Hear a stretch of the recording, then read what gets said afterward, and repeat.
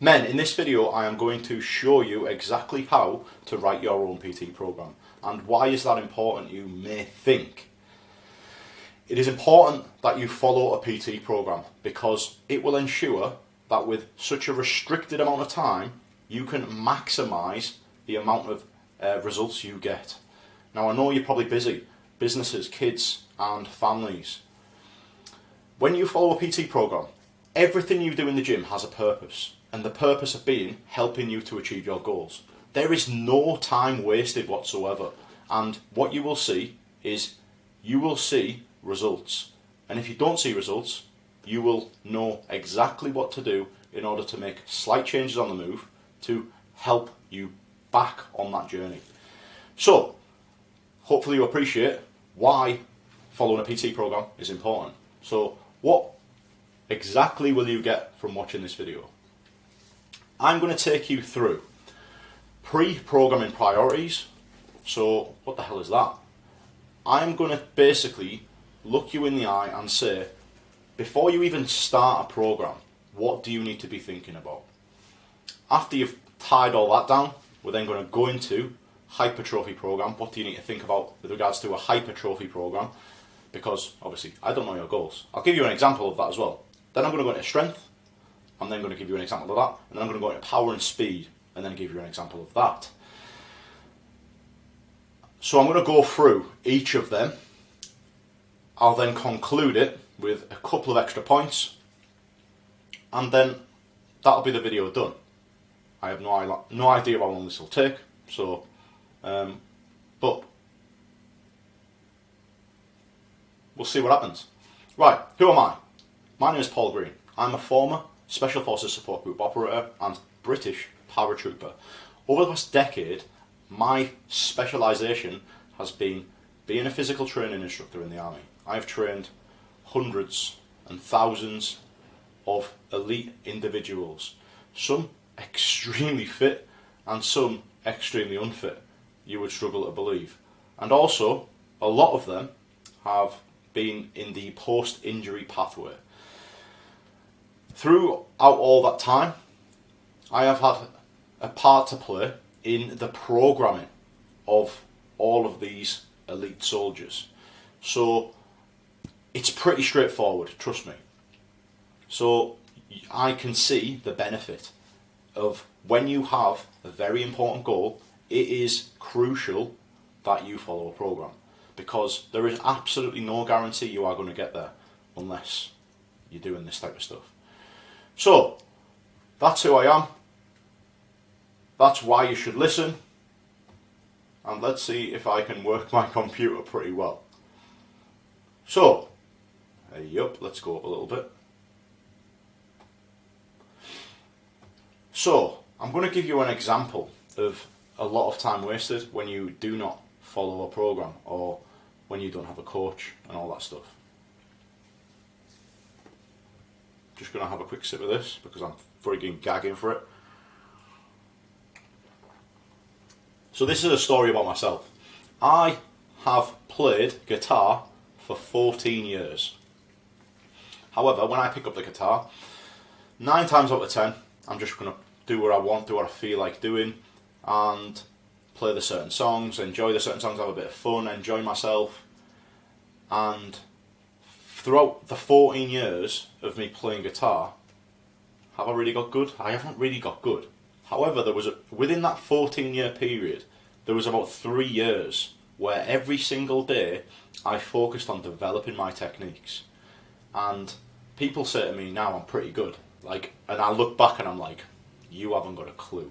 If I practiced my techniques and really tried and really focused in on developing my techniques a lot more regularly, I would be so much better, because I'm just picking the guitar up and I'm completely winging it. How can you expect to develop? How can you expect to achieve your goals? Because your goals they're either general or very specific. Ideally, they need to be specific, but I'll get into that later on. If you have specific goals, then isn't it right that you have specific training methods? Do you know what I mean? So, on that, I'm just going to emphasise the point again. I have no doubt in my mind that some of you have trained for, years, decades. Now, if your missus done something for decades and didn't see much results, would you be in favour of it? Would you support it? Or would you absolutely rinse her? The reason I'm saying this, we all know, I'm not beasting women, but they do Slim Fast and them other things, and sometimes they don't really get any results, and you're just like, inside you're thinking, absolutely awful that, right? Now the point I'm making is that when you're doing something and you're just winging it, there's just no way you're going to get any results. Yes, you might feel good, you might go to the gym, you might get a little bit of sweat on, you might feel good, but if you have specific goals, you need to train specifically for them goals. Right, so I'm going to get straight into it. The plan for this video, like I said earlier on, the first points we need to address is the priorities, the pre-programming priorities. And then we're going to go into each of hypertrophy, strength block, and power and speed block. So before we can even get to the start line, we need to talk about what are your goals? Are your goals general or are they specific?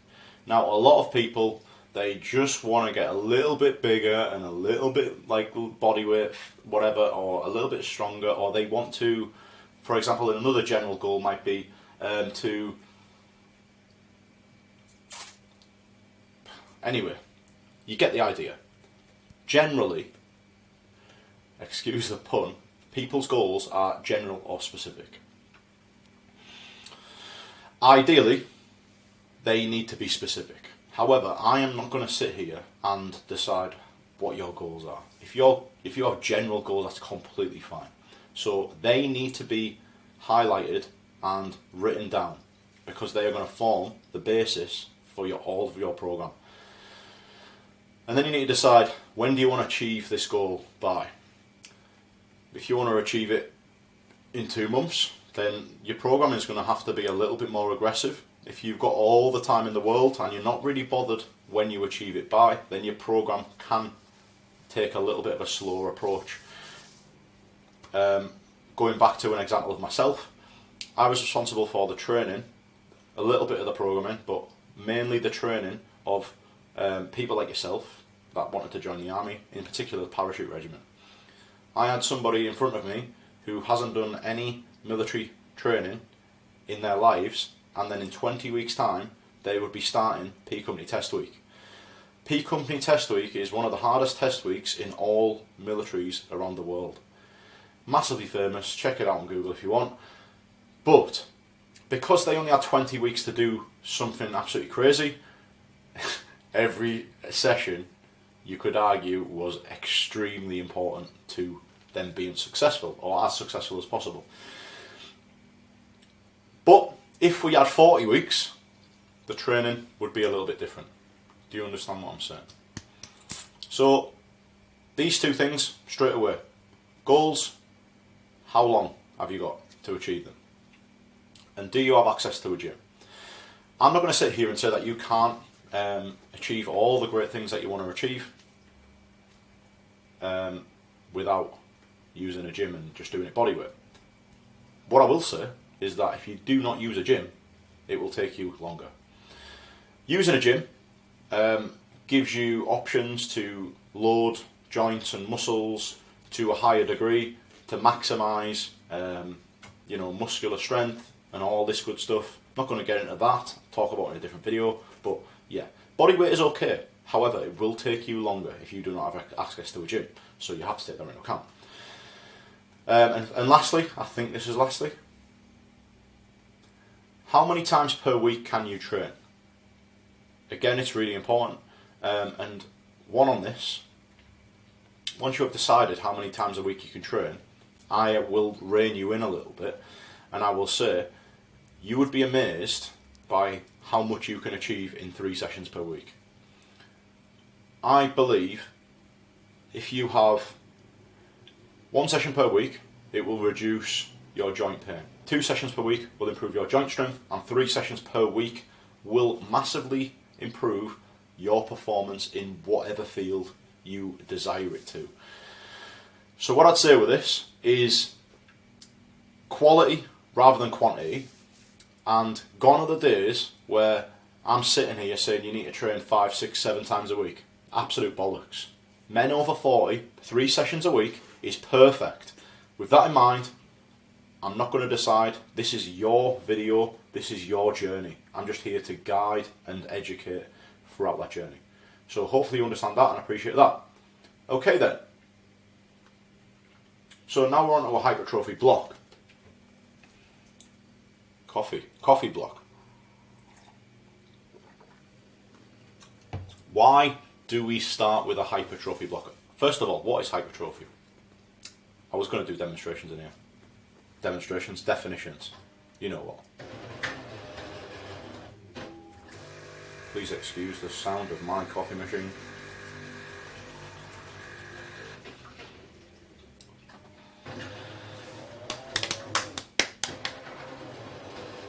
So there's your definition. I'm not going to read that first one because it's absolutely mental, but a condition of overgrowth or excessive development of an organ or a part. The opposite of atrophy. Atrophy is where muscles get smaller. Hypertrophy is where muscles get... I'm just going to wait till that stops. Fucking hell. So, hypertrophy block. I've got a demonstration. No, I haven't got a demonstration. I've got a definition of hypertrophy. And as with all definitions, they fucking talk absolute shit. We've got a non-tumorous... I struggled reading that before. A non-tumorous enlargement of an organ or tissue as a result of an increase in the size rather than the number of cells. So increase in size of the muscle, not the number of the cells. Cool, hypertrophy. Right, let's get back into it. So, why is hypertrophy first on the agenda? Once I just get that over there. The reason we start with hypertrophy is because you're forming the fundamentals. It's important that you build you get some muscle on your carcass before you then earn the right to then start strength training. Strength training, you're lifting more weight at more intensity, but it's important that you earn the right to do that. The best way to earn the right to do that is by starting with hypertrophy. Hypertrophy training block can last whatever time you need it to. However, my recommendation would be 12 weeks. 12 weeks of hypertrophy. And the intensity of every set you do, you must be walking away from that thinking, that was in between 80 to 90% of my effort. So I don't know your strength levels, but that is something that you need to think about. With hypertrophy, the exercise selection is absolutely crucial. You cannot go and do, for example, deadlifts or movements that do not allow your joints to move and muscles to move through a full range of motion. So your exercise selection is really important, and I'll tap a little bit deeper into this. So, for example, for hypertrophy, right, you need to go into the gym and you need to find exercises based on your geometry, limb length and stuff like that, that really target the muscle fibers throughout their entirety of their range of motion. For example, the chest, right? The chest fibers go like this. So how can you get a movement which provides balanced resistance all the way through? So now your chest fibers are shortening, and then the extension of the fibers there. You need to fill up your program with movements like that if you are on a hypertrophy, if you're doing a hypertrophy block. You cannot afford to have many exercises in there which do not have the goal of full range of motion and balanced resistance through the full range of motion. I hope you understand what I'm saying by that. The exercise selection will be different from individuals. I've got an example here, but again, these are my preferences. My preferences are I'm quite short. I'm 5'11". If you're a bigger guy, then it might be slightly different. But don't take what I say verbatim. Please, trial and error, the exercises where you really feel the muscles working optimally. And what I mean by that is full range of motion. There's going to be some exercises that you have in your program that really target the lengthened position of a muscle. That's completely fine, as long as you're aware of this exercise is me really focusing. I'm going to go back to the chest example, really focusing in on the shortening of that muscle.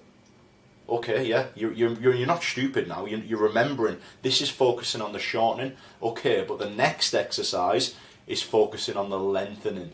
So you're getting both, but you have that awareness that the goal, the priority, is full range of motion. However, there might be some friggin' awesome machines in the gym where you just can't refuse it, and you really want to use, half of the range of motion, but having that awareness. Full range of motion is the priority. However, when you start to get fatigued, breaking it down and then having exercise that focus on the lengthening or the shortening is good, as long as you're aware of that. And you can really load it up and absolutely destroy yourself. Another thing with hypertrophy, straight on to the next one, is tempo. So, what is tempo? Tempo is the speed in which you do the movement. Now, think about every time you're in the gym. You are just pressing weight, 1 second, 1.5 seconds per rep. Like I was saying earlier on about maximising the amount of development you can achieve in such a short space of time. One of the main reasons I think is because of tempo. If you go on a hypertrophy block, I want you to do this 3 seconds on the way down. 1, 2, 3. At the bottom, hold it for a second. So eccentric phase, 1, 2, 3. At the bottom, hold it for a second, and then up 1 second. Every rep's going to take 5 seconds. Now think about how much time it takes you to do a rep normally. So then could you say that you're going to get 3 times the amount of growth, stimulus, from every repetition? So that means you're then going to save that much time as well. If you're getting 3 times the amount of benefit from every single rep, do you know what I mean? Do you know what I'm saying? I'm just highlighting that point about maximising the productivity of your sessions. So tempo is really important in the hypertrophy block, and it's something that everybody should be doing. And you'll see this in the gym yourselves. You'll see the person who's absolutely massive over there in the corner, and he is going so slow on the way down, and you're thinking, fucking hell. So yeah, with that, it completely changes your current perceptions of strength, because you don't really care about the numbers that you're lifting. You write them down, but what you do care about is full control, and with a good tempo, it really lowers that risk of injury. And the hypertrophy block is your buy-in to strength training. So again, we're starting extremely safe, and we're doing it absolutely awesome. I've already mentioned range of motion, finding movements that really give you the opportunity to work full range of motion. However, if it is half range of motion, it better be good. So yeah, choose your exercise wisely and tracking your progress.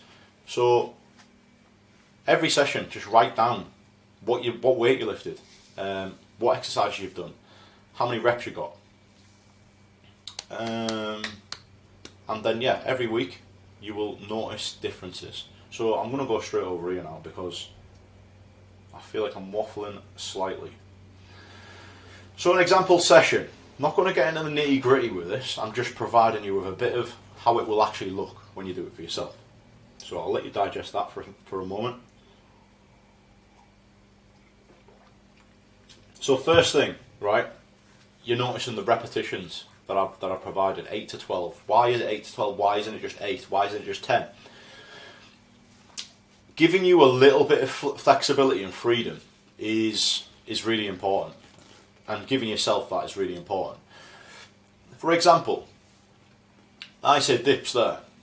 You might be doing bodyweight dips, 12 of them, at the tempo that I've just suggested and stuff like that, and you might think, right, okay, probably could have put a 10 kilogram dumbbell in between my legs on that set. you know, to really, really stimulate the muscle.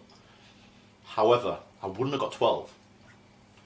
So you can definitely do that. So if you note it down in your notes, done 3 sets of 12, probably could have went a little bit heavier.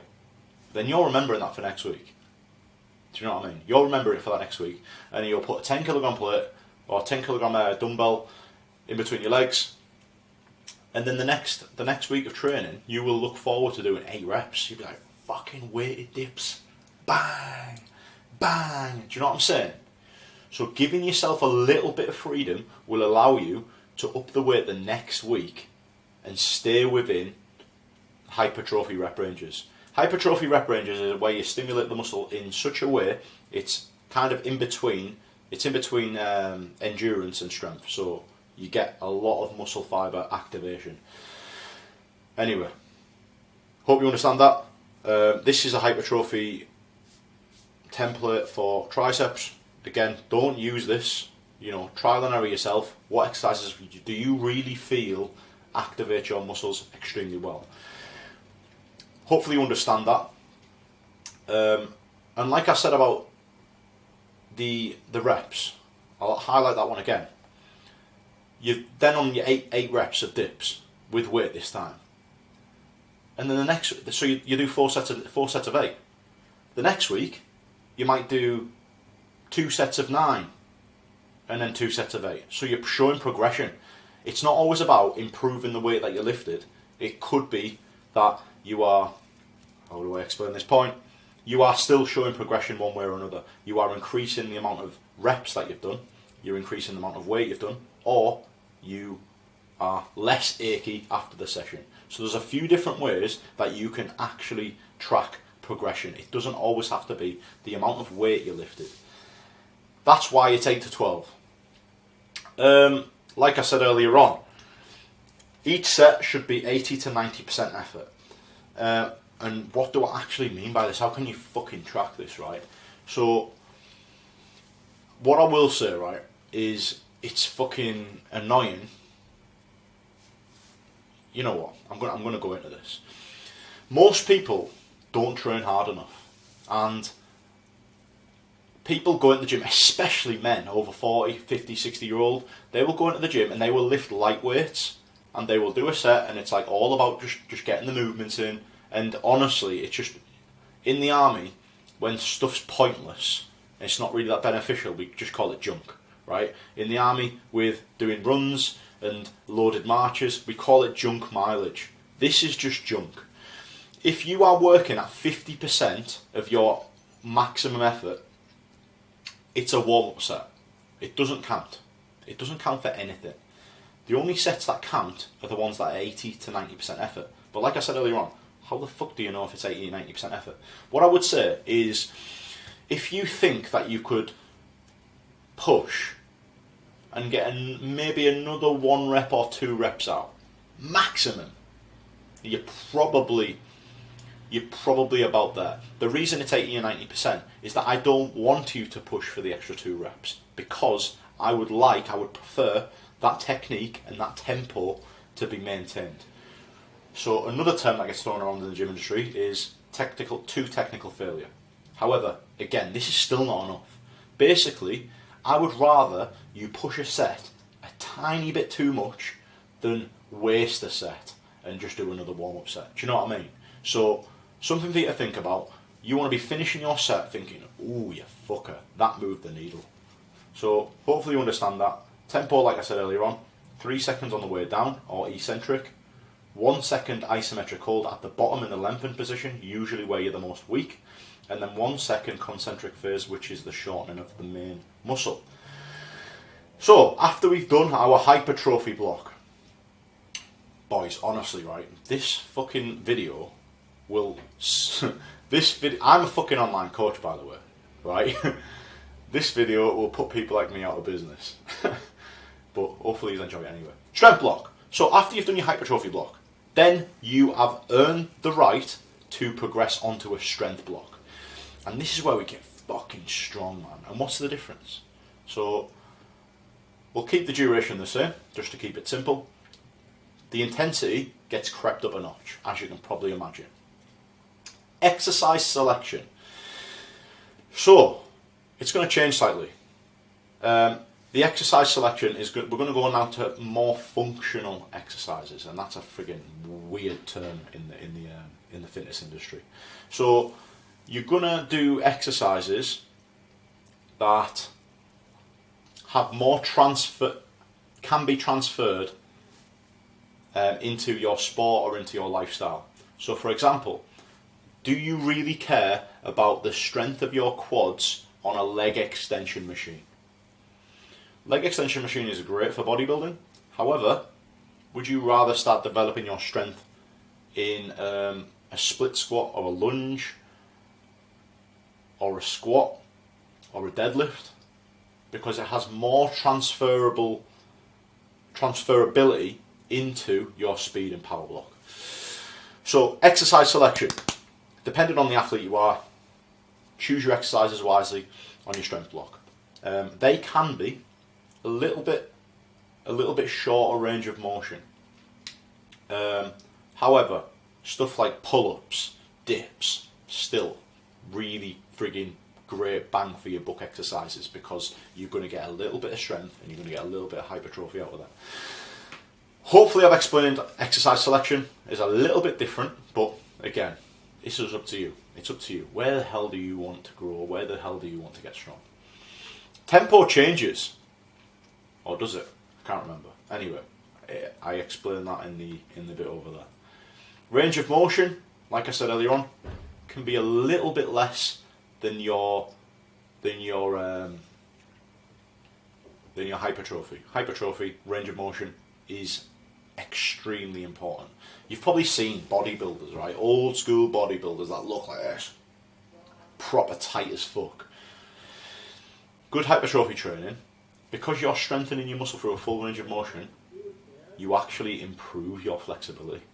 You don't need to stretch. Do you know what I'm saying? And again, it goes back to what I was saying about time management, and really effective programming will save you so much time. So now you don't need to stretch, and you're getting 3 times more benefit out of every repetition that you do. And this is fucking free. Right, you're investing in your education. This video is probably going to be about 35 minutes long, and this is probably the best investment of your time that you could ever have, and it will save you money anywhere. And yeah, tracking progress, exactly like they say. If you've got a gym notebook, unreal. If you have got a phone with notes on, blah, blah, blah, write down your stuff. It's extremely important that you track the weight that you lifted, how many sets you've done, and all that good stuff. Because the next week, you can make some adjustments. You really want to get the extra rep. You lifted the same as the week before, but you want to get the extra rep. It's like, fucking hell, I only got 9 on that. It fucking pissed me off, I wanted 10. Do you know what I mean? So you really go for 10. You're like, right, fucking hell, squats. I'm doing 70 kilo this today, and I only managed 9, and it fucking pissed me off because I nearly got 10. Obviously the rep ranges are different. I'm still in hypertrophy mindset, but same sort of mentality. You really want to get the prescribed rep ranges. Let's get straight into this, right? Strength, 4 to 6. So a massive reduction in the repetitions. We've gained a bit of muscle. We're now getting fucking strong. Right, effort. We're really getting close now. Like, you know, we're right on the edge. Right on the edge of maxing out. Which means that if you try to do another repetition, it would probably look like it was fucking an absolute shambles. So we've got our rep ranges and our exercises, blah blah blah, happy days. Just one point I want to mention, 90 seconds rest is important for hypertrophy. It's important that we still maintain that we're not giving ourselves much rest. However, performance and the rest sets for strength is a little bit different. Tempo, we can afford to reduce the tempo slightly on strength training. And again, the 4 to 6 offers that same sort of flexibility, that I mentioned on the hypertrophy block. Hopefully, now I've mentioned the hypertrophy block in that much detail, you can appreciate that this is now just getting digested. Okay then. Power speed. So like I said earlier on, right, a lot of men, especially ones 40, 50, 60 year old, are scared to train strength. They're scared to train power. And they always train endurance. They will do light weight because they're like, oh, well, my elbow hurts, so it'll just make it worse. Right? That's only a problem when you've got chronic arthritis or whatever, right? And that's only a problem because you've neglected this for years. So, like I'm building you up here, it starts with hypertrophy with really good control. It then progresses onto strength. And then we can start. Then we've earned the right to start power training. And we do speed as well. So, how long in duration? Same as before. 12 weeks. Intensity. What do you think the intensity is? Fucking 100%. Exercise selection. This is a little bit nerdy, but I'll mention it. When you are training power, the intent of the movement is absolutely rapid. So, with that in mind, the exercise selection has to be an exercise which you can actually train power in. For example, if you were doing a squat, unless you were doing speed squats, 50% resistance, a squat isn't really training your power because you're still having to go down, bang, it's explosive strength. So there's a crossover, explosive strength and power. You probably touch on some explosive strength when you're doing your 4 reps on the strength block, especially when you're in the depths of a session. So, food for thought, exercise selection, it's a slight difference because you need an exercise where you can go bang! You need to be able to explode. Now, yes, of course you can explode, but if you can only explode after doing half a rep, it's not true power. Do you know what I mean? So, a slight difference on the exercise selection. Tempo. Now the tempo is clearly, you can probably imagine, really quicker, a lot quicker. Range of motion, similar to the previous. Again, tracking progress, equally as important. So this is an example session for you. Power. Again, as with me, there's always a bit of a buffer. Going in the gym and doing 1 rep maxes is absolutely demoralising. So, however you want to run this, you've got your buffer, 1 to 3. Power clean. A technical movement. If you can think of any alternatives, then please do it. Because it doesn't matter. I'd rather you not spend 4 months developing your power clean in order to do a power clean to develop your power. But this is just an example session. So the point I'm making is the exercises need to give you the opportunity to display power or speed. And just know the difference between the two. Speed, you are moving as fast as possible. And power, the contraction, bang! The individual contraction has to be as fast as possible. Power, you are training the speed of the speed of the signal, essentially, that contracts the muscle. Bang! Anyway, this all plays together nicely. So, each set should be absolutely maxi, maxi, maxi. And there's a lot of science with regards to rest periods on this. And I looked at it yesterday, and yeah, honestly, I wouldn't worry about the rest periods on power training. I'd just make sure you got enough rest, so then you're ready. Your mind is ready to attack that next set. So rest as much as required. There is a lot of science. If you want to get really nerdy, then feel free to crack on with rest periods. for power and speed training. What I will say is that at the start of the block, you want as much rest as possible, and then as the block progresses, you will slightly reduce that rest period, especially when you start getting really sport specific. But don't worry about it. At your level, just literally rest as much as required and then get ready for the next set. So this is a point that I'm going to make about being dynamic on the move. Just because you have written yourself a program doesn't mean you can't make changes. So if the numbers in the gym are not improving, and if the speed of your recovery is not improving, or your technique is not improving, we need to consider some things. So I'm just going to read this word for word. Consider adding in a deload week to reduce your weight lifted by 50% and reduce the overall volume. I didn't mention that actually. I'm going to go back up. So, hypertrophy block. I didn't mention deload. Depending on you as an individual, depending on your lifestyle and how well your body can absorb the demands of this block, will dictate when you do a deload week. And what a deload week is where you strip down, you half the weight for the whole week. You just go, right, I was lifting 80 kilos on that, cool, now it's 40. And you do half the amount of sets. You're still moving with intent, you've still got all the same tempos. However, the intensity is now 50%, and the overall volume of the session, the reps that you do, is at 50% of what it was previous.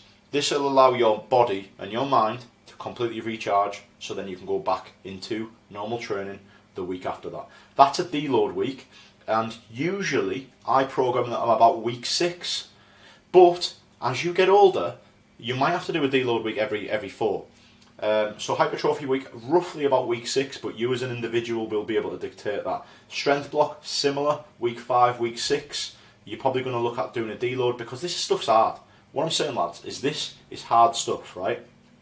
Very important that you do your deload weeks, because you think about your trajectory. You're going to improve every single week.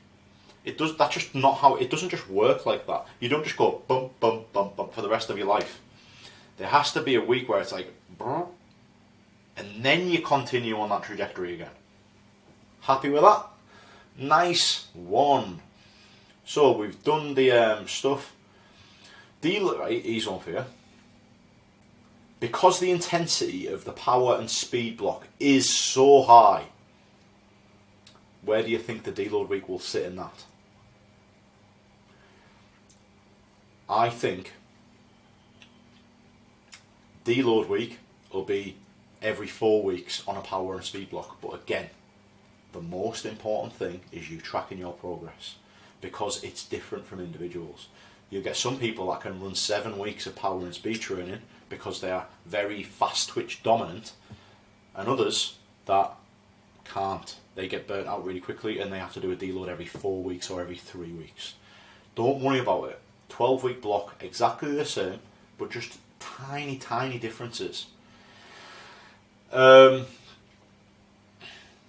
okay, like I said earlier on, yeah, your numbers aren't improving, the speed of recovery isn't improving, and your technique's not improving. Consider these. So, yeah, throwing in a deload week, literally, stop! I didn't plan on doing a deload week this week, but I will do one. Because you've assessed that stress, you might be having arguments with your missus, or kids might be off and they might be needing to be entertained, the diet hasn't been in check, sleep's been a bit poor, so you've decided, you're running this yourselves, you've decided to throw in a deload week in order, you're like, oh, holy shit, I've just been on all day, I've trained on all day, but there's a lot of stress, something happened. So you can call a deload week whenever you feel that the above is starting to creep in. Another thing to consider, increasing the amount of energy your body has from food around your training sessions. So if the above is taking a hit, carbohydrates, up your carbohydrates around your training sessions. I will get more into nutrition on a future video. Protein intake, massive. Make sure you're eating protein with pretty much every meal. If you struggle to do that, then yeah, protein supplements are great, but try and get it in with food first. And yeah, also taking videos. What I mean by taking videos, just randomly taking videos of yourself walking down the street like some Instagram influencer. That's me.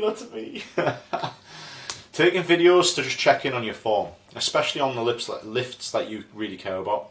I'd recommend doing this. For example, your squats, is always a good one. The exercises in which you are displaying a full range of motion and you're still shifting, you're still grafting. So, the exercise that you care about, a couple of videos, doesn't have to be all the time, but that's another good way of checking your technique. And as you monitor that over the months, you can actually realise, well, it feels like my technique, but actually you look at the evidence and realise that you're actually not doing too bad. So, as we start to wrap up this video, it's fucking unbelievable that we're 40 minutes in now, by the way. I'm so happy with this, by the way, because this is gold. Right. Concluding thoughts. Training power, speed and strength as we get older is more important than when we are young. When we're young, we can do whatever we want. Our body, no one cares. Like, your body will just absorb whatever is going on and happy days. But, like I've said earlier on, when we get to about the age of 40, our type 2B muscle fibres start to decline, which generally means most men start training their endurance. That doesn't do anything for the problem at hand here. The problem at hand is this is declining. What are we going to do about it? Yeah, we're going to get some muscle on our carcass. We're going to start training our strength when we've earned the right to train our strength. Then we're going to progress that into power and speed.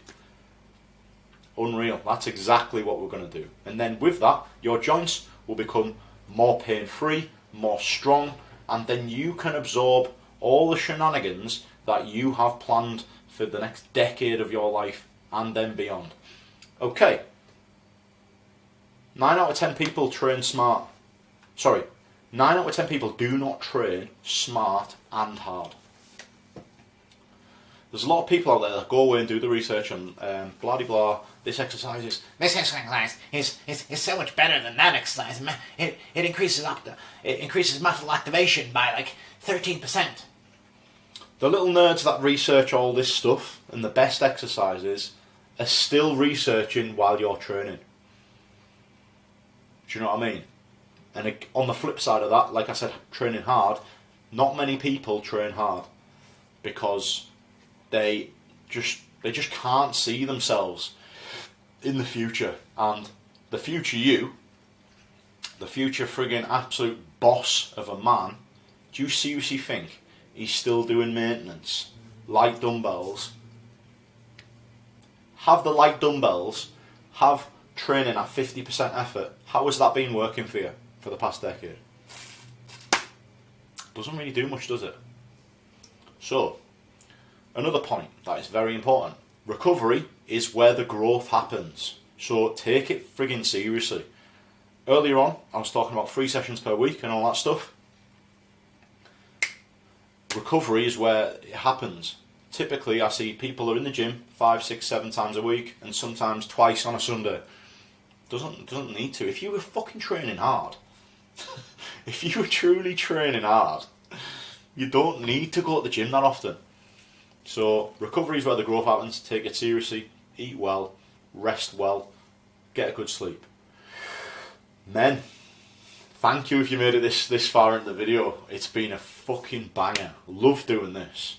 More educational, just getting my knowledge out there, good structure, bit of a visual for you to see as well. Hopefully you've appreciated it. And yeah, I do this for a living, by the way, and I'm just giving it to you, just educators. So yeah, if you now have everything you need to get started, watch this video again, digest it, Hopefully you took notes. If you want me to do it for you, then just, yeah, the links will be in my bio or something. So you can hit me up and I will do all of this for you, and you just do. But you now have everything. So hopefully you enjoyed it. See you tomorrow.